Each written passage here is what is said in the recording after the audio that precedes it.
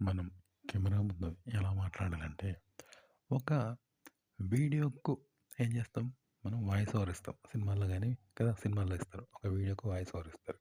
కానీ, ఒక వాయిస్ ఓవర్‌ని తీసుకొని దానికి వీడియో చేయగలరా? చాలా కష్టం గదా! అంతే గదా! ఒక వాయిస్ ఓవర్‌ని తీసుకొని దానికి వీడియో తయారు చేయాలంటే కష్టం. అట్లుంటదనమాట. అయితే ఇక్కడేందంటే, ఒక వాయిస్ ఓవర్ అనేది ఆల్రెడీ ఉన్నది. మనం సృష్టించలే. అలాగే ఒక వీడియో కూడా మనం సృష్టించలే. జెన్యూన్‌గానే ఉన్నదనుకో.